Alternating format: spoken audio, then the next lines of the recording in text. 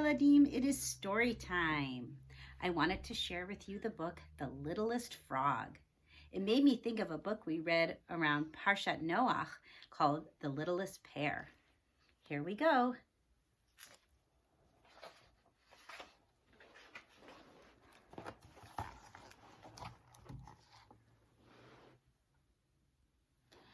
In Egypt, long ago, Moshe and Aaron went to Pharaoh. "Let my people go," Moshe said, "or Hashem will make millions of frogs come out of the Nile River and jump all over your land." But Pharaoh wouldn't listen.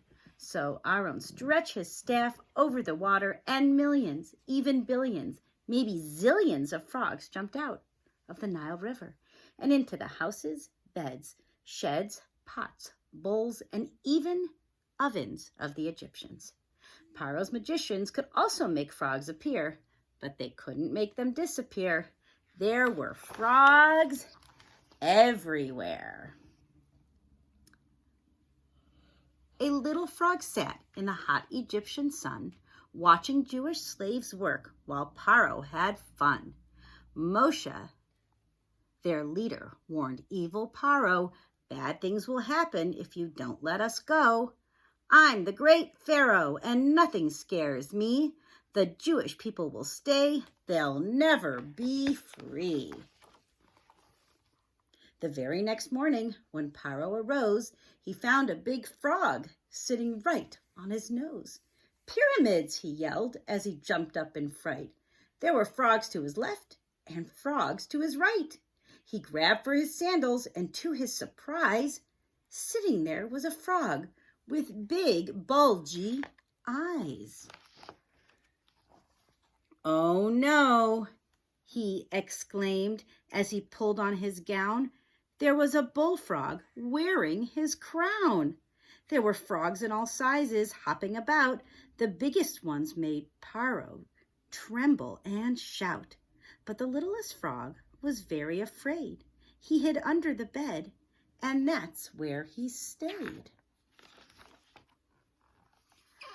Pharaoh ran to his bath and grabbed a large towel, but when he got there, he let out a howl. There in the bath, frogs were taking a swim, doing the backstroke and staring at him. He fled to the kitchen and opened the door. There were frogs on the table, frogs on the floor.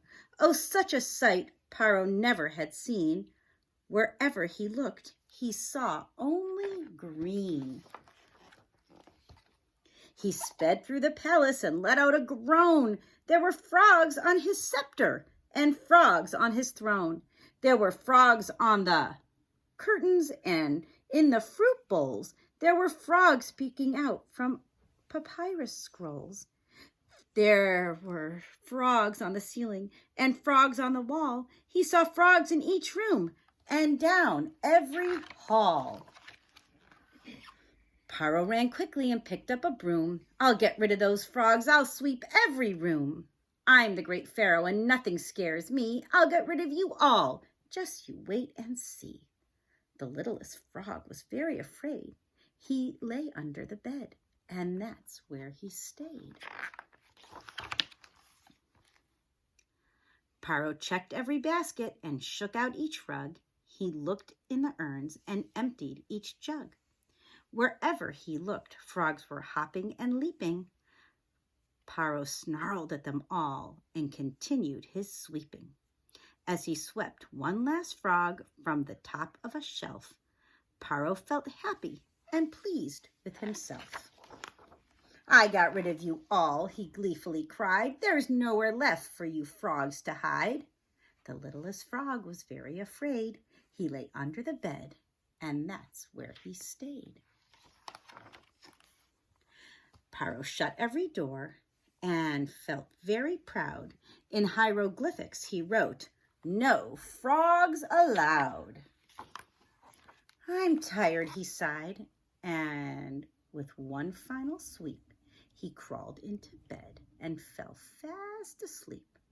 When the palace was quiet and peaceful at last, when the shutters were drawn and the doors all shut fast, the littlest frog was was no longer afraid. He hopped onto Pharaoh, and that's where he stayed. Now, if it was safe, so he bellowed a croak. And just at that moment, King Pharaoh awoke. This can't be happening. This must be a dream. I got rid of you frogs. Pharaoh began to scream. He arose from his bed with a terrible thought. Can this be what my stubbornness has brought? Perhaps Moshe was right. The Jews should be free. Maybe that's why this is happening to me.